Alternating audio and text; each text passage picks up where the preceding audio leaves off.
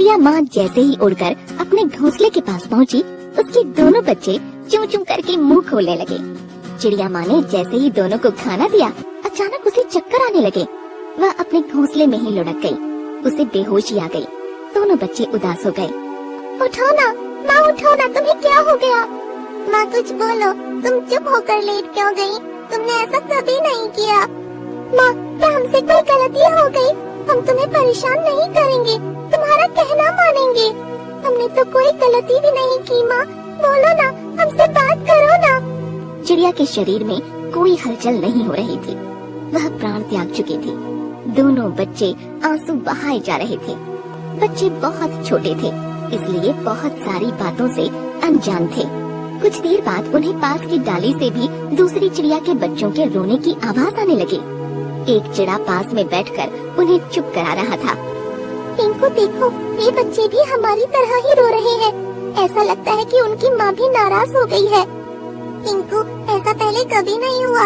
माँ हमसे कभी नाराज नहीं होती थी। हम तो बड़ी से बड़ी शरारत करते थे, फिर भी वह हमें माफ कर देती थी। वह हमारी मस्ती से परेशान होकर रोती थी, लेकिन हम पर कभी गुस्सा नहीं होती थी। हाँ, हमसे कभी बातचीत नहीं बंद करती थी। एक बात यह भी हो सकती है कि माँ थक कर सो गई है। नहीं नहीं, माँ दिन में कभी नहीं सोती। ठीक है, माँ को सोने दो, हम खेलते हैं।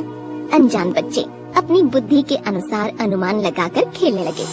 इतने में एक तोता आकर उनके पास बैठ गया।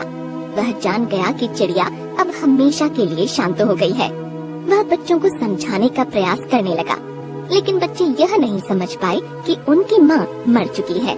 बच्चों, तुम्हारी माँ की तबीयत खराब है, चलो मेरे साथ चलो, मेरे घोंसले में रहो। काका, अगर माँ की तबीयत खराब है तो इसे ठीक कर दो ना, मेरी माँ को बचा लो। हाँ, मैंने सुना है बहुत सी चिड़िया और उसके बच्चे बीमार होकर मर जाते हैं। वह मरकर हमेशा के लिए चुप हो जाते हैं। मेरी माँ के साथ ऐसा नहीं होना चाहिए, इसे बचा लो काका। माँ के बिना हम नहीं रह सकते। माँ से कहो ना हमसे बातें करे। तोता चिड़िया के बच्चों की बात सुनकर बहुत दुखी हो रहा था। वह जानता था कि अगर मौत की सच्चाई चिड़िया के बच्चों को बता दी जाएगी तो वे बर्दाश्त नहीं कर पाएंगे। वह उन्हें बहला फुसलाकर वहाँ से लेकर एक दूसरी चिड़िया के घर में चला गया।